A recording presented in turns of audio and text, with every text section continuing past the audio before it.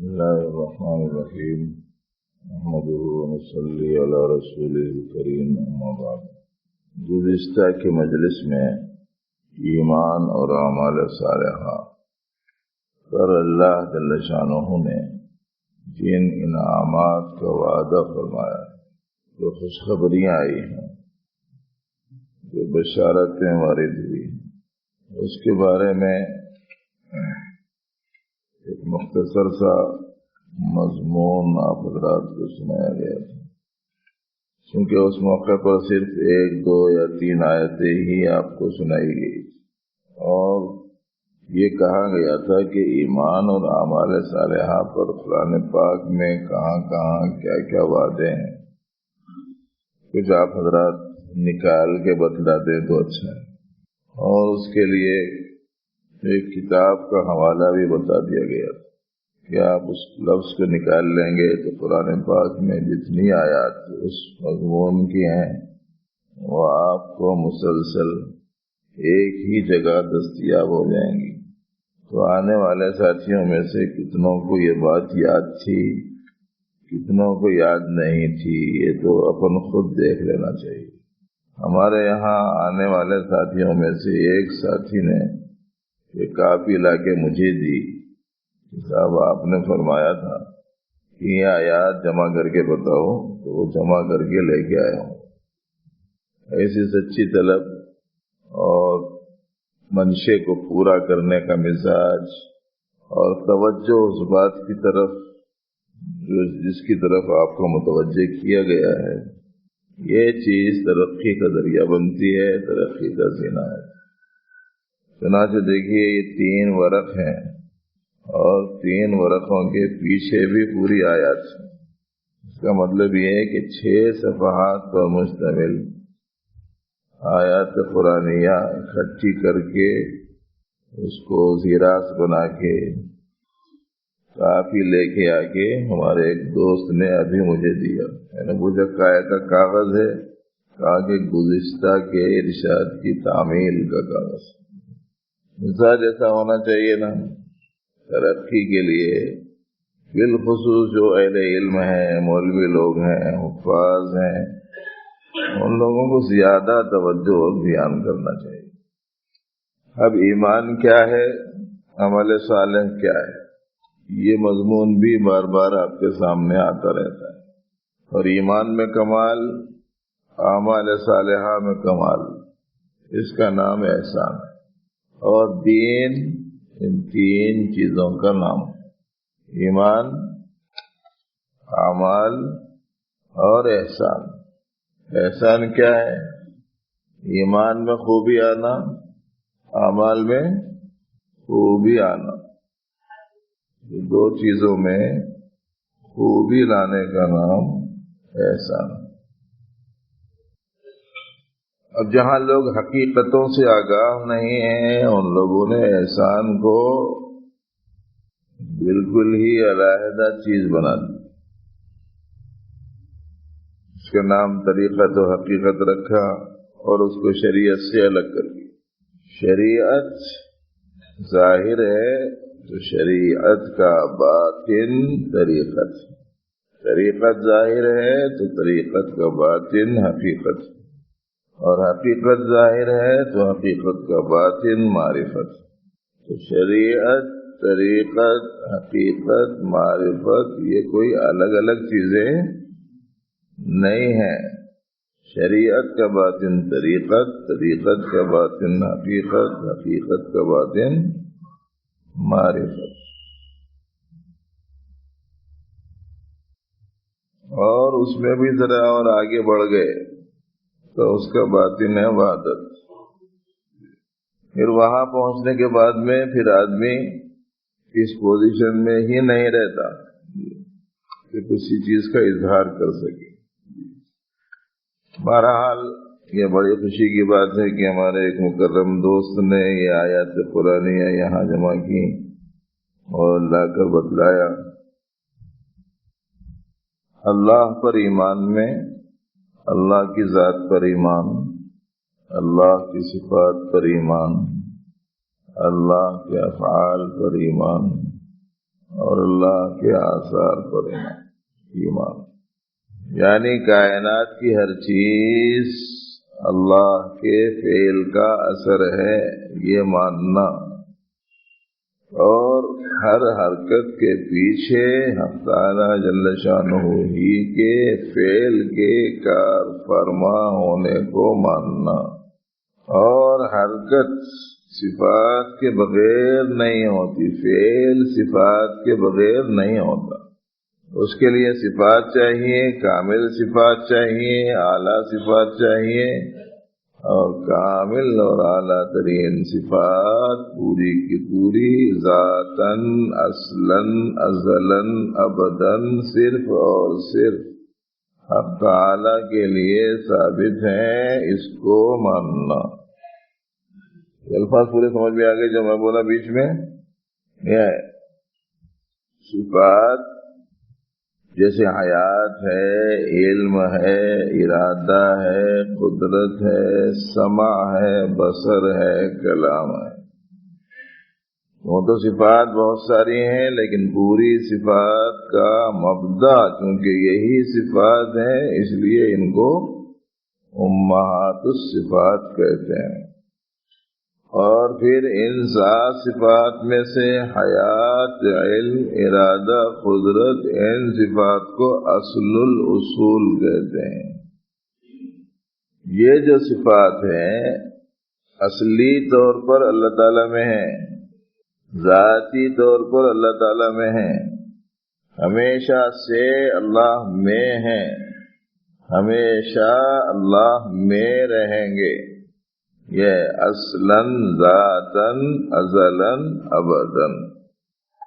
اب ہم میں یہ چیزیں صرف پر تو ہیں، اصل نہیں ہیں، عطائی ہیں، ذاتی نہیں ہیں، حادث ہیں، ازلی نہیں ہیں، فانی ہیں، ابدی نہیں ہیں۔ سنتے رہنا، یہ الفاظ بھی سنتے رہنا، ورنہ نہیں یاد رہیں گا تو مسئلہ بہت مشکل ہے۔ خاص طور سے علم الاحسان میں اصطلاحات کو سب سے زیادہ اہمیت دی گئی ہے، فن کو اور علم کو محفوظ رکھنے کے واسطے۔ ہر علم کی کچھ اصطلاحات ہوتی ہیں، مگر ساتھیاں الجھن میں نہیں پڑنا بلکہ زیادہ اصطلاحات استعمال نہیں کرتے ہیں، مقصود پر نظر زیادہ رکھنے کا مزاج۔ کوئی نئے ساتھی آئے ہوں تو برائے کرم موبائل فون بند کر دیں، کسی کا ایمرجنسی آنے والا فون ہو تو اس کو وائبریٹ پر رکھیں۔ پرانے ساتھی بھی کبھی کبھی اہتمام تو کرتے ہیں لیکن کبھی کبھی بھول جاتے ہیں، ہے نا؟ الانسان مشتق من النسیان، انسان مشتق ہے نسیان سے، نسیان بھول کو کہتے ہیں۔ تھوڑا سا کبھی کبھی بھول ہو جاتی ہے، اہتمام کریں گے تو انشاءاللہ تعالی عادت ہو جائے گی، مجالس میں شریک ہوتے وقت میں، اجتماعات میں جاتے وقت میں، مسجدوں میں نمازوں کے وقت میں، مسجدوں میں داخلے کے وقت میں عادت ڈال لینا ہے۔ کسی بھی اچھی چیز کی عادت ڈالنے کے لیے اہتمام چاہیے۔ ہمارے ساتھی کہتے ہیں کہ صاحب یہ چیز ہو نہیں رہی، اس کا مطلب یہ ہوا کہ اہتمام نہیں ہو رہا ہے۔ اہتمام ہوتا ہے تو چیز آہستہ آہستہ آ جاتی۔ تو تمام کامل ترین صفات اللہ تعالیٰ میں ہے، اس کو ماننا۔ اس کے ساتھ ساتھ قیومیت صرف حق تعالیٰ جل شانہ کی صفت ہے، اسے ماننا۔ واجب الوجود صرف حق تعالیٰ ہے، وجود حقیقی صرف حق تعالیٰ کا ہے، اسے کہتے ہیں واجب الوجود۔ جس کا وجود ضروری ہو اسے کہتے ہیں واجب الوجود، اور جس کا وجود ضروری نہ ہو اس کو کہتے ہیں ممکن الوجود۔ تو اللہ کو ماننے میں یہ سب چیزیں داخل ہیں۔ اب ظاہر ہے جب اللہ کو مان لیا تو اللہ کے کلام کو بھی مانیں گے، ہے نا. جب اللہ کے کلام میں پیغمبروں کے بھیجے جانے کا ذکر ہے پیغمبروں کو بھی مانیں گے. جب اللہ کے کلام میں سابق میں بھی کتابوں کے نازل کیے جانے کا ذکر ہے تو سابق میں جو کتابیں اتری ہیں ان کو بھی مانیں گے. جب اللہ کے کلام میں قدر کا تقدیر کا ذکر ہے اسے بھی مانیں گے. اور جب اللہ کے کلام میں فرشتوں کا ذکر ہے تو اسے بھی مانیں گے. اور جب اللہ کے کلام میں موت کے بعد اٹھائے جانے کا ذکر ہے تو اس کو بھی مانیں گے. ایمان میں یہ سب چیزیں داخل ہیں. ذہن منتقل ہونے کے واسطے بدلاتے ہیں. سب ایمان میں یہ چیزیں ہیں یہ چیزیں ہیں یہ چیزیں ہیں یہ چیزیں ہیں، ورنہ ایک اللہ کو مان لیا تو ان کی ہر چیز مان لینا ضروری ہے. یہی وجہ ہے کہ قرآن پاک کی 6665 آیتوں کو مان لے ایک آیت کا انکار کر دے مومن نہیں رہ سکتا. تو اعتقاد میں یہ سب چیزوں کو ماننا. اب اعتقاد میں یہ ہے کہ اللہ نے فرمایا رسول کی اطاعت کرو، تو اعتقاد میں کیا ماننا؟ رسول کی اطاعت کرنا ضروری ہے. دل میں یہ اعتقاد رکھنا. رسول کی اتباع ضروری ہے، دل میں یہ اعتقاد رکھنا. اللہ نے نماز کا حکم دیا جو حکم دے دیا ہاں یہ اللہ کا حکم ہے اسے ادا کرنا ضروری ہے، یہ اعتقاد رکھنا. ایمانیات میں یہ سب چیزیں داخل ہیں. روزے کو فرض کیا تو روزہ رکھنا، فرض ہونے کا اعتقاد رکھنا، یہ ایمان کے لیے ضروری ہے. جتنے احکام ہیں قرآن پاک میں ہر حکم کو اللہ کا حکم ہونے کی حیثیت سے تسلیم کرنا اور اس کو اپنانا، ضروری ہونے کا اعتقاد رکھنا، یہ ہے ایمان. اب جن جن چیزوں کے ضروری ہونے کا اعتقاد رکھا اس اعتقاد کے مطابق عمل ہونے کا نام عمل صالح ہے. جن چیزوں کو ضروری سمجھتا ہے اس کے مطابق عمل نہیں ہے تو ایمان تو نہیں جاتا، ہاں فرما بردار نہیں رہ سکتا. اب وہ مومن ہے ساتھ میں فاسق بھی ہے. تو مانی ہوئی باتوں کو، اعتقاد والی چیزوں کو اپنی زندگی میں عملی طور پر ظاہر کرنا، یہ ہے اعمال. اور یہ اعمال کے درست ہونے کے لیے کچھ چیزیں ضروری ہونے کا ذکر اس سے پہلے آپ کے سامنے آیا. نیت میں اللہ کو راضی رکھنے کا جذبہ رہنا، اور اس عمل کو شرع شریف، اسلامی تعلیم، قرآن و سنت کی ہدایات اور نبوی طریقے کے مطابق اس عمل کو کرنا، وہ ہے عمل صالح. اگر نیت بھی اچھی نہیں ہے تو عمل کا طریقہ بھی صحیح نہیں ہے تو وہ عمل ہی نہیں ہے.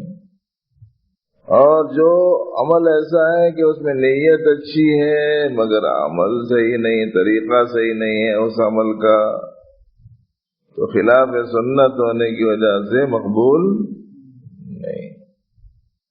اور اگر عمل صحیح طریقے سے کیا ہے مگر نیت اللہ کو راضی کرنے کی نہیں رہنے کی وجہ سے ریا اس میں شامل ہو گیا تو وہ عمل قابل قبول نہیں.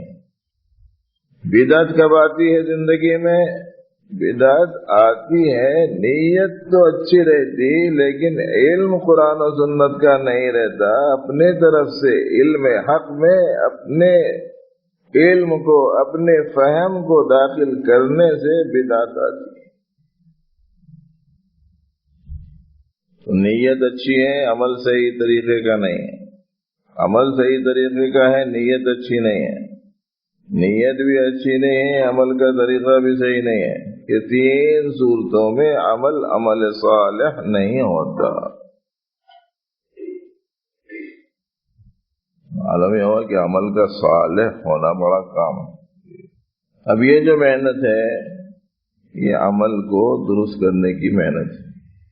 جب علم حق میں علم نفس شامل ہو جاتا ہے تو بدعت آتی ہے، اور جب نیت میں فتور آ جاتا ہے تو عمل میں ریا آ جاتا ہے، اور جب نہ نیت صحیح ہے نہ عمل کا طریقہ صحیح ہے تو ایسی صورت میں اس کا رخ پورا کا پورا نفس اور خلق کی طرف ہونے کی وجہ سے اس کو تو عمل کا لفظ بولنا بھی صحیح نہیں، خواہشات کی پیروی ہے۔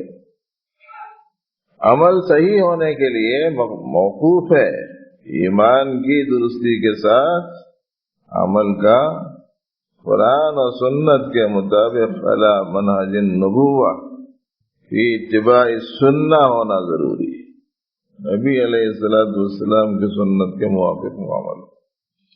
اب معزز دوستو، جو چیزیں ہمارے لیے رکاوٹ بنتی ہیں ان میں بڑی رکاوٹ انسان کا اس کا اپنا نفس ہے۔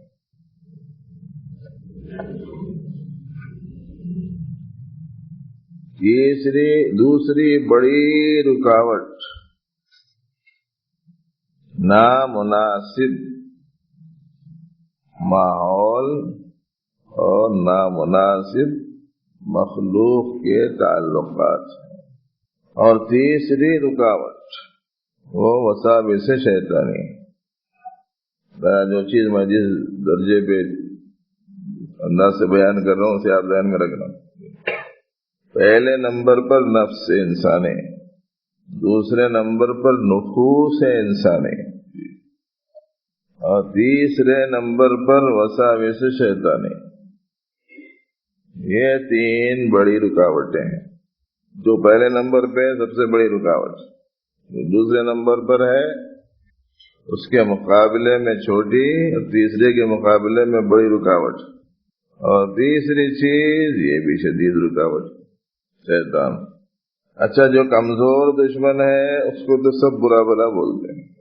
شیطان ایسا دشمن ہے کمزور۔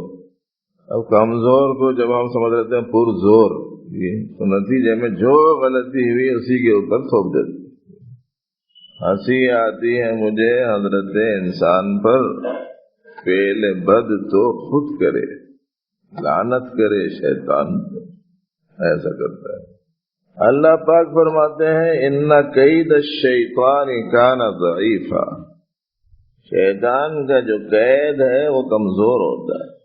صرف وسوسہ آتا ہے ایک اندر برائی کا، اس سے بڑھ کے کچھ نہیں۔ جو خیال اندرون میں آیا اس کو پورا کرنا نہیں کرنا یہ تو پورے اپنے اختیار میں رہتا۔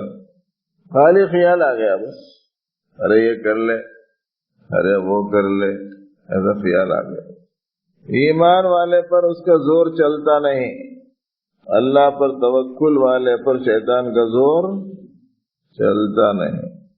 دیکھو اللہ پاک قرآن پاک میں فرماتے ہیں اِنَّهُ لَيْسَ لَهُ سُلْطَانٌ عَلَى الَّذِينَ آمَنُوا وَعَلَى رَبِّهِمْ يَتَوَكَّلُونَ، شیطان کو قابو نہیں حاصل ہوتا ایمان والے پر، متوکل پر، ایمان والے پر، توکل والے پر شیطان کو قابو حاصل نہیں ہوتا۔ اگر کسی جگہ شیطان کو قابو حاصل ہو رہا ہے تو سمجھنا چاہیے کہ یا تو صفت توکل سے محرومی ہے یا ایمان ہی میں بے حد کمزوری ہے۔ اب کہیں جا کر ہی اس کا غلبہ ہو سکتا، ورنہ خیال آ گیا۔ کتنی ہی دفعہ ایسا ہوتا ہے کہ نوجوان بچے اپنا کوئی ارادہ، اپنی کوئی خواہش، اپنا کوئی منشا ماں باپ کے سامنے ظاہر کرتے ہیں، ماں باپ اس کو بالکل قبول نہیں کرتے، وہ کہتے ہیں کہ نہیں بالکل ایسا نہیں کرنا۔ اس وقت میں بچے کے اندرون میں بڑا جذبہ پیدا ہوتا ہے مخالفت کا، ایک جوش، ایک تیش اس میں ہوتا ہے، لیکن وہ یہ سوچ کر ماں باپ ہیں، ان کے سامنے تو بولنا بھی منع ہے، اب ان کو جواب کیسا دوں، یہ خاموش ہو گیا۔ خیال آیا ان کو کچھ بولنے کا یا ان کے خلاف زبان کھولنے کا خیال آ گیا۔ کتنے نوجوان ہیں جو اپنے ماں باپ کے سامنے اب تک 20 مرتبہ خاموش ہو گئے ہوں گے۔ تو معلوم یہ ہوا کہ آنے والے خیال پر عمل کرنا کوئی لازم ضروری نہیں رہتا. پھر یہ شیطانی جو خیال ہوتا ہے یہ خیال بھی عام طور پر ایک خیال پر ڈٹا ہوا جمع ہوا نہیں رہتا، ایک پوائنٹ پر آگے پیچھے ہوتے رہتے، اس لیے مخالفت اتنی زیادہ اس کی مشکل نہیں ہوتی، اس لیے کہا گیا وہ ذرا کمزور ہے بول کے.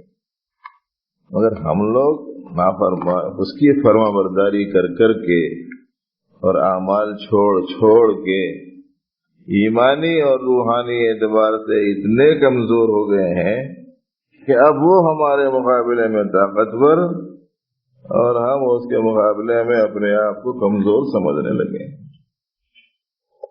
کمزور طاقتور ہو گیا اور طاقتور کمزور ہو گیا. اس لیے آج ابھی مغرب سے پہلے تو آپ اتنی بات سنیں کہ اپنے لیے بڑی رکاوٹیں کیا ہیں.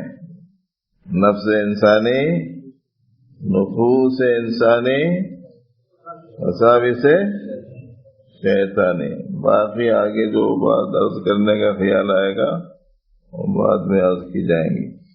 دیکھو یہ کافی ہے ایمان و اعمال صالحہ، کہاں لکھا ہوا ہے قرآن شریف میں. اس کو حاصل کرنا ہے تو ایک کاپی یہاں دے دیں گے، اس کی کاپی بنانا، مولویاں جتنے ہیں اس کا ترجمہ وغیرہ، حافظہ جتنے ہیں ان کو ترجمہ بھی اس کا یاد رہنا چاہیے کہ ایمان پہ اعمال صالحہ پہ کیا کیا مل رہا ہے. باقی بات انشاءاللہ العزیز مغرب کے بعد عرض کی جائے گی. اللہ تعالیٰ سے علم و عمل کی توفیق عطا فرمائے.